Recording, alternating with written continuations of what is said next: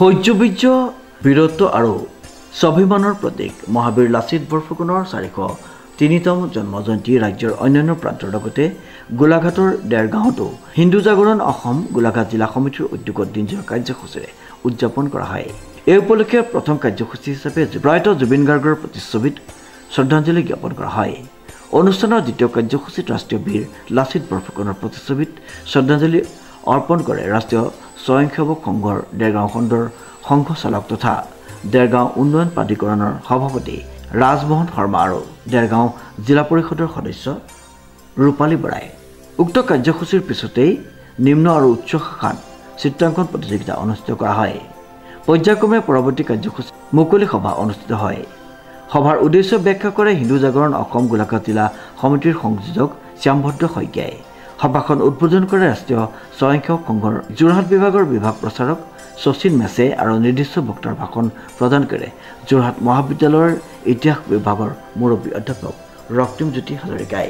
সভা ভংগ হোৱাৰ পিছতে আকৰ্ষণীয় কাৰ্যসূচী দেশপ্ৰেমমূলক গীতৰ আধাৰত সৃষ্টিশীল নৃত্যৰ প্ৰতিযোগিতা উচ্চ আৰু নিম্ন শাখাত অনুষ্ঠিত হয়। অনুষ্ঠানৰ শেষৰ কাৰ্যসূচীত চিত্ৰাংকন প্ৰতিযোগিতা আৰু সৃষ্টিশীল নৃত্য প্ৰতিযোগিতাৰ ফলাফল ঘোষণা কৰাৰ লগতে বিজয়ী প্ৰতিযোগীসকলৰ মাজত নগদ ধন আৰু পুৰস্কাৰ বিতৰণ কৰা হয়। যাৰ কাৰণে আজি আমাৰ নেশ্যনেল ডিফেন্স একাডেমি বেষ্ট কেডেটজনক দিয়া হয় লাচিত বৰফুকনৰ এৱাৰ্ড দিয়া হয়। তেওঁ যুদ্ধ নীতি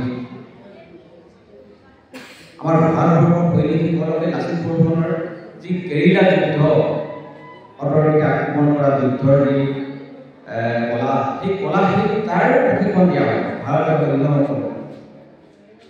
আমাৰ কিমান সেই বীৰ যোদ্ধা মানে দক্ষ যোদ্ধা আছিল, সেনানায়ক আছিল, জেনেৰেল আছিল। আজি আমাৰ অসমত যেতিয়াই বিভিন্ন ধৰণৰ প্ৰত্যাহ্বানবিলাক আহি পৰে তেতিয়াই আমাৰ মন পৰে বীৰ লাচিত বৰফুকনলৈ মনত পৰে।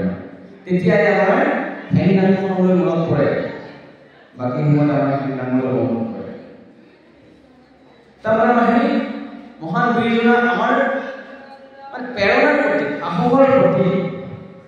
তেওঁৰ পৰা আমি প্ৰেৰণা লৈ আমাৰ অসমৰ বা উত্তৰ পূৰ্বাঞ্চলৰ সমস্যাসমূহৰ লগত আমি যুঁজিবৰ কাৰণে তেওঁলোকে স্মৰণ কৰোঁ। তেতিয়া সেই সাহসবিলাক আহি যায়।